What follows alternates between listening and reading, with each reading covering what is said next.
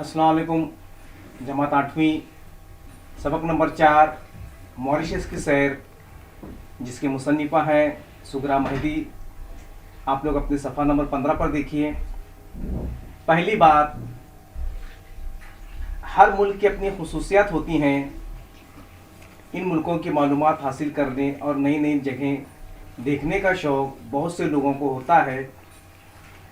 ये लोग सयाह कहलाते हैं, यानी कि एक मुल्क से दूसरे मुल्क जो सैर सपाटा करने के लिए लोग जाते हैं वो सयाह कहलाते हैं। जो दुनिया देखने के शौक़ में सयाहत करते हैं और बहुत सी नई नई मालूमात और कारआमद तजुर्बात हासिल करते हैं। कुछ लोग तिजारत के लिए, कुछ हुसूल तालीम के लिए, कुछ मजहबी मकामात की ज़ियारत के लिए, तो कुछ महज तफरीह के लिए सयाहत करते हैं। मॉरिशस की सैर एक सफ़रनामा है। तो उर्दू असनाफ़ के सुखन में देखिए, जैसे सवाने है, जैसे अपना पहला सबक अफसाना है,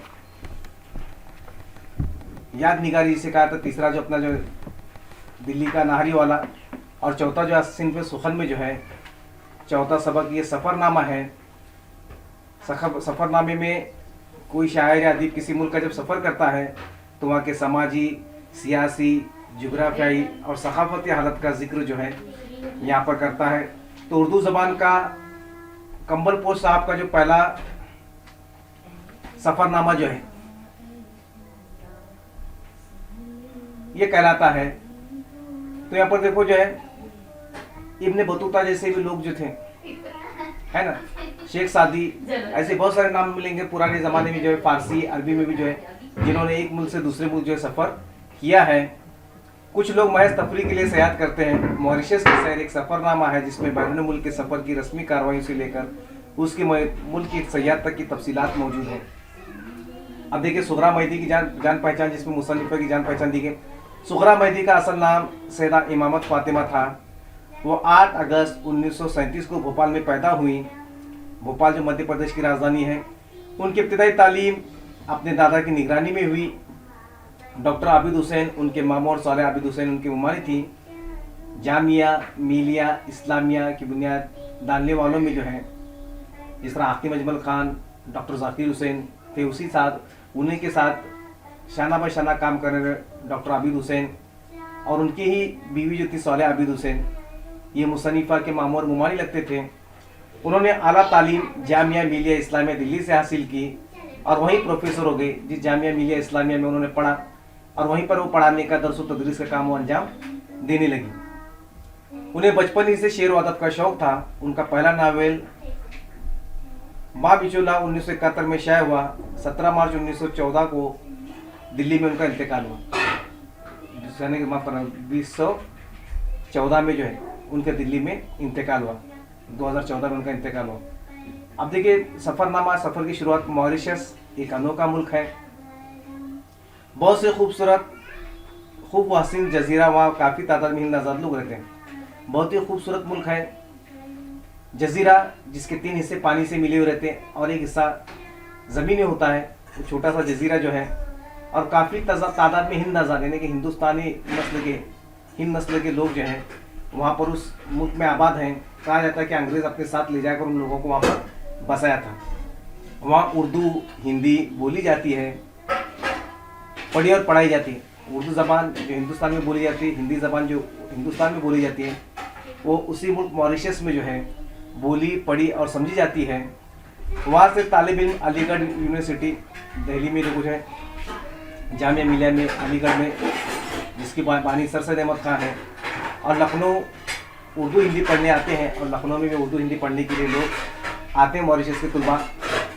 हिंदी शोबे के कई रफ़ीक मॉरिशस जा चुके हैं। अख्तर परवेज़ मरहूम, जिनका ताल्लुक़ मकतबा जामा और अलीगढ़ से था, मकतबा जामा दिल्ली और अलीगढ़ से जिनका ताल्लुक़ था, तो लोग जो है वो तुलबा हिंदुस्तान आते हैं तालीम हासिल करने के लिए, ख़ासतौर से उर्दू और हिंदी पढ़ने के लिए। वहाँ उर्दू पढ़ाने के लिए एक अरसे तक रहे। अख्तर परवेज़ साहब जो अपने अलीगढ़ से जिनका ताल्लुक़ था, वो मॉरिशस में वहाँ के बच्चों को, तुलबा को जो है उर्दू पढ़ाने का काम वो करते थे। हमारे तालिब इल्म यास्मीन बोदी भी मॉरिशस की थी। उन्होंने मॉरिशस आने से पहले पुरजोर दावत दी, आप मॉरिशस को पसंद करेंगे, ज़रूर आइएगा। तो आप उन्होंने मुसन्निफ़ा को, सुगरा महदी को जो है यास्मीन बोदी ने हमेशा मज़द थी कि आप मॉरिशस आइएगा, बहुत खूबसूरत मुल्क है। ज़रूर हमने फ़ौरन वादा कर लिया और जिन मुल्कों के सह का इरादा है उनमें मॉरिशस का भी इजाफा कर लिया।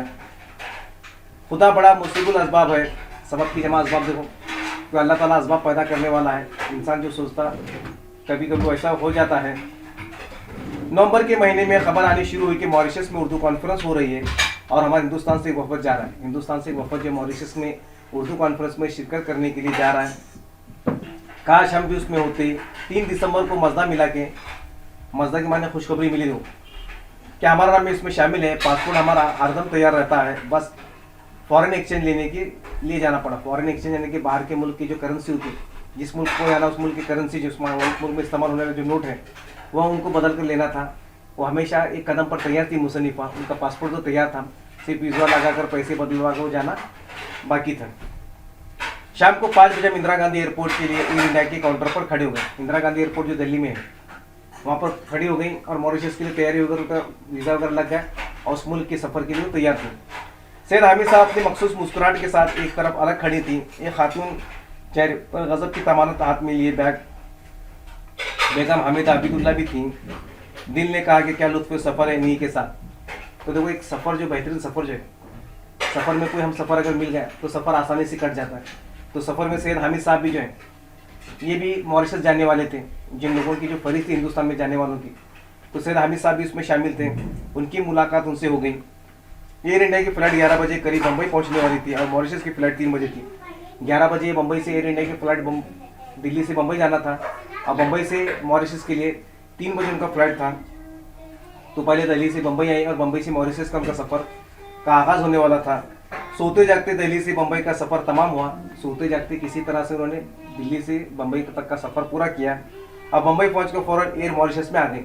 अब बम्बई पहुंचकर जो है फ़ौरन एयर मॉरिशस के हवाई जहाज़ में वो बैठ गई और उनका सफ़र जो शुरू हुआ। मॉरिशस का सफ़र बम्बई से 6 घंटे का है। देखो, बम्बई से मॉरिशस का सफ़र जो है बम्बई से मॉरिशस के लिए 6 घंटे दरकार है। तो 6 घंटे में वहाँ पर पहुँचा जा सकता है। वक्त में 1.5 घंटे का फ़र्क है। हिंदुस्तान और मॉरिशस के वक्त में 1.5 घंटे का फ़र्क है। फिर नाश्ता, सोना, फिल्म और 11 बजे जहाज़ ने मॉरिशस पर लैंड किया। बहुत से लोग हमें लेने के लिए आए। हमारे साथ लखनऊ की मेयर गुप्ता जी, उनकी बेगम साहिबा भी थी। लखनऊ देखो उत्तर प्रदेश की राजधानी, उनके मेयर जो थे गुप्ता जी, वो भी उस कॉन्फ्रेंस में शिरकत करने वाले थे। गुप्ता जी बार इंसान थे, यानी कि बहुत ही हंसमुख मिलनसार इंसान थे। उर्दू भी बहुत अच्छी तरह जानते थे, हालांकि राम गुप्ता था और उर्दू भी अच्छी तरह जानते थे। उन्होंने कॉन्फ्रेंस में जो पर्चा पढ़ना था, जो पेपर पढ़ना होता है, वहाँ पर जो मकाला पढ़ना होता है, उसका उन्वान था, उसका मौजूद था देखो, उर्दू और सेकुलरिज्म और मुशायरा। तो उन्होंने लूट लिया। उर्दू और सेकुलरिज्म पर उनको जो है पर्चा पढ़ना था, यानी कि मकाला पढ़ना था और साथ में मुशायरा भी उनको पढ़ना था। मुशायरा भी उन्होंने खूब लूटा गुप्ता जी ने। फिर एक बहुत ही बड़ी वैन में बैठकर हम लोग बाहर हरे भरे दरख्तों से गुजरते, पुरसुकून सड़कों से होते हुए तरोताज़ा हवा, एक खास तरह की भीनी भीनी खुशबू के एहसास के साथ होटल पहुंचे। मॉरिशस उतरने के बाद होटल में उनका रहने का इंतजाम किया गया था और वो होटल में पहुंचाया गया। मेज़बान ने हमारे चले 4 बजे गार्डन पार्टी में उन्हें क्या करना था, जाना था। पार्टी में सब लोग खुश थे। कुछ ख़वातीन गुजराती लिबास में, बाज़ मगरबी लिबास में, ज़्यादातर शलवार कमीज में। उस मॉरिशस में कुछ गुजराती ख़वातीन जो हिंदुस्तान से जाकर वहाँ पर आबादी थी, तो वहाँ पर जाने के बाद भी उन्होंने अपने रस्म रिवाज को नहीं छोड़ा, अपने लिबास को तर्क नहीं किया, गुजराती लिबास में थी। और कुछ लोग जो है मगरबी तर्ज के लिबास में थी और कुछ शलवार कमीज़ में भी थी, यानी कि अपनी मशरक़ी तहजीब को अपने हाथ से जाने नहीं दिया। हालांकि वो तरक्की याफ्ता मुल्क है, फिर भी अपनी रिवायतों को कायम रखी हुई थी। मॉरिशस की बोलचाल की ज़बान केरूल है। सरकारी ज़बान अंग्रेज़ी है, फ्रांसी भी समझी जाती है। केरूल ज़बान वहाँ के बोलचाल की ज़बान है और वो अंग्रेज़ी वहाँ की सरकारी ज़बान है और फ्रांसीसी भी लोग आसानी से समझ सकते हैं। हिंदी उर्दू भी थोड़ी बहुत बोल लेते हैं, वो लोग हिंदी उर्दू भी बोल लेते हैं। इस पार्टी में 2-4 नौजवान ख़वातीन हमसे पूछने लगे, यूसुफ भाई क्यों नहीं है। यूसुफ यानी कि दिलीप कुमार साहब जो है, हिंदुस्तानी फिल्म दुनिया के शहंशाह जज्बा जी ने कहा था, जिनका हाल ही में इंतकाल हुआ। चल लम्हों वो तो हम चकरा गए, मतलब दिलीप कुमार से। याद है कि मौसूल का मुतालिक किताब जब इस तकरीब में तकसीम हुआ था, यानी कि दिलीप कुमार पर एक किताब जब इस उर्दू कॉन्फ्रेंस में तकसीम हुआ था। अखबार में ये भी देखा गया कि वर्ल्ड कॉन्फ्रेंस में जा रहे हैं। फिर बीमारी की खबर आई कि वर्ल्ड कॉन्फ्रेंस में जाने वाले थे, मगर बम्बई में दिलीप कुमार साहब जब बीमार पड़े तो डॉक्टरों के कहने पर वो नहीं जा सके, क्योंकि डॉक्टरों ने उनको मुकम्मल आराम करने का मशवरा दिया था। हमने फ़ौरन संभल कर कहा, जी डॉक्टरों ने आराम का मशवरा दिया है, इसलिए साहब वो क्या खाकसार को दौरान सफ़र मकामात और मनाजिर इंसान और इंसान के रवैये से दिलचस्पी है। मुस्तनिफ़ को इंसान और इंसान के रवैये से, किस तरह के लोग हैं, इंसान के किस तरह से रवैये, किस तरह के उनके लोगों के ताल्लुकात हैं, उनके बर्ताव हैं, इसको समझने का मौका भी मुस्तनिफ़ों को यहाँ पर मिला। गार्डन वाली पार्टी में शहर की एक मकबूल खातून से हमारे साथी फहमीदा बेगम की शनासाई हो गई, शनासाई में जान पहचान हो गई। उनका नाम शाहिदा था, काम बिजनेस था। शाहिदा जो था, जिस खातून का नाम वो बिजनेस करती थी, तिजारत करती थी। तिजारत मॉरिशस आने वाले अदीब और फनकारों की मेज़बानी उनके यहाँ थी। मॉरिशस से जो भी फनकार, जो भी हिंदुस्तान से आए हुए जो लोग थे, उनकी मेज़बानी करना, उनके खाने पीने का हर चीज़ का ख्याल रखने की जिम्मेदारी वो शाहिदा नामी खातून पर डाली गई थी। 7 तारीख को लंच से पहले हमारे होटल में गवर्नर साहब और कमिश्नर साहब आने वाले थे, यानी कि मॉरिशस के गवर्नर और कमिश्नर जो है ये आने वाले थे। एक मीटिंग होनी थी। नाश्ते के बाद फहमीदा बेगम, गुलजार नकवी और हम शाहिदा के साथ निकल गए। उस दिन बाजार बंद थे, जिस दिन निकले उस दिन बाजार बंद थे। उस शहर में जहाँ शाहिदा को हम ले गए थे वो बहुत ही पॉश इलाका था, बहुत ही मॉडर्न और पॉश इलाका था। वो मौसम खुशगवार था, सड़कें साफ सुथरी थी। अब देखो सड़कें इस मुल्क की खूबसूरती है। वो अपनी सड़कें तो कभी कभार गंदी होती, अपनी सड़कें इतनी उसको लिखाती।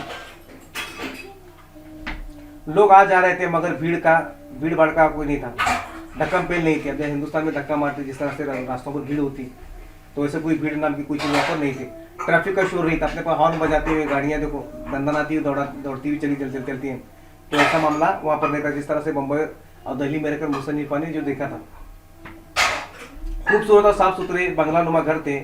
एक बड़ी सी दुकान खुली, उसके आगे बड़ी पर हमको सामान कपड़ा वगैरह बिक रहा था। एक अधेड़ उनके हजरत ने जो कोट पतलून में मलबूस थे, हमसे पूछा, आप उर्दू के वर्ल्ड कॉन्फ्रेंस में आई हैं इंडिया से? एक बूढ़े शख्स ने पूछा कि आप हिंदुस्तान से आई हैं। मारे खुशी से हमारा बुरा हाल हो गया। अब तो खुशी के मारे बुरा हाल हो गया, कोई हमको जानता कि हिंदुस्तान से कुछ लोग आने वाले थे, और उनको मिलने के बाद उन्होंने सवाल किया। तो यहाँ के कारोबारी लोग भी उर्दू को वर्ल्ड कॉन्फ्रेंस और इंडिया से दिलचस्पी रखते हैं, हिंदुस्तान से, क्योंकि बहुत सारे हिंदुस्तानी वहाँ पर आबाद होने से हिंदुस्तान से उनको खासी दिलचस्पी। फिर हमने भी पूछने लगे इंडिया में लोग मॉरिशस के बारे में क्या ख्याल रखते हैं। हमने कहा बहुत अच्छा है, दोस्ताना है, बहुत ही हिंदुस्तान के साथ मॉरिशस के दोस्ताना ताल्लुकात है, तिजारत ताल्लुकात भी बहुत ज़्यादा पैमाने पर हिंदुस्तान और मॉरिशस के ये हैं। हमको यहाँ बहुत से सब कुछ अपना सा लगता है। फिर उनके खुशी का ठिकाना न था, उनको सब कुछ ऐसा लगता है कि मानो हम हिंदुस्तान में, जब कहने पर उनकी भी खुशी का ठिकाना नहीं था। हम भी लोग बहुत सारे लोग जो मॉरिशस के लिए अपने पूना में भी आए थे, हमसे मुलाकात हुई। वहाँ की ज़बान, वहाँ के ड्रामे, वहाँ की उर्दू, वहाँ का उर्दू डिपार्टमेंट, आसिफ साहब नाम एक शख्स जो थे वो भी आए थे बाल भारती, इदारे बाल भारती, तो हमको भी उनसे मिलने का मौका मिला। तो दिन भर जो है मॉरिशस के हालात के बारे में हमको भी जानने का मौका मिला था। तो उन्होंने ये बताया कि वहाँ की ज़ुबान है और ज़्यादातर लोग वही ज़ुबान इस्तेमाल करते हैं। वहाँ मुसलमान भी हैं, हिंदू भी हैं, ईसाई भी ज़्यादा तादाद में बड़े पैमाने पर वहाँ पर आबाद हैं। हमने शाहिदा की मदद से कुछ खरीदा। हमने दुकान के मालिक से कहा, अच्छा शुक्रिया, अब तो कॉन्फ्रेंस में मुलाकात हुई। बोले तलत अजीज़ के प्रोग्राम में आएंगे, गज़लें बहुत अच्छी लगती हैं। तो हिंदुस्तान के लोग एक मशहूर गज़ल गो थे तलत अजीज़, उनकी भी गज़ल गोई का प्रोग्राम वहाँ पर रखा गया था। तो उनके मॉरिशस को शख्स कहते हैं वो तलत अजीज़ की गज़लें काफ़ी अच्छी लगती हैं। शाहिदा चाहती थी कि उनके घर जाए, तो मगर होटल पहुँचने की जल्दी थी, जहाँ गवर्नर साहब और हाई कमिश्नर पहुँचने वाले थे। रात में गुलजार नकवी साहब रतीबुल लिसान थे। रतीबुल लिसान ने बहुत ज़्यादा बातें करा। मॉरिशस के कुदरती मनाजिर हम लोगों को बहुत सादगी और आम के खुश के साथ लगे। उनका ख्याल था कि ज़ुबान ज़द ख़ास आम शेर मॉरिशस पर सादिक आता है। अब एक शेर का दो, अगर फिरदौस से बरी, अगर फिरदौस बर रूए ज़मी अस्त, हमी अस्त, वो हमी अस्त, वो हमी अस्त। अब जहाँ से गुजरे वहाँ एक तरफ एक झोपड़ी जैसे घर थे, जहाँ कभी कभी गन्ने के हरे भरे खेत आ जाते थे। तो कहते को मंजर नहीं कर यहाँ पर सफ़रनामे में, तो वहाँ पर खूबसूरती का यहाँ पर जिक्र है। दूसरी तरफ लीची के बाग थे। लीची भी देखो अपने हिंदुस्तान में, बिहार में अच्छी बड़े पैमाने पर लीची बिकती है और गर्मी का फल है, तो गर्मी में लीची खाया जाता है। घने पेड़ों पर सौ सौ लीचियों के गुच्छे लटक रहे थे। बाग से बाहर सड़क के किनारे औरतें बच्चे बेचने के लिए लीचियाँ लिए बैठे थे। लीची काफ़ी मीठी थी, जिस तरह से वो हिंदुस्तान से लीची शायद उतर गए होंगे, तो लीची जो है वो औरतें बच्चे ज़मीन पर बैठ कर ये बेच रहे थे। होटल पहुँचते मीटिंग शुरू हुई था। मॉरिशस के हाई कमान की मालूमात पहुँचे। कॉन्फ्रेंस 9 सितंबर को शुरू होनी थी, हम 2-3 दिन पहले पहुँच गए थे। कॉन्फ्रेंस के मुंतज़िम ने प्रोग्राम और इस तरह बनाया था कि हम थोड़ी देर को भी ये महसूस न करेंगे दायरे गैर में। तो इस तरह से प्रोग्राम बनाया गया था कि हम दायरे गैर में मौजूद हैं, यानी कि दायरे गैर यानी कि दूसरे मुल्क में हम हैं। आयशा बंद करो।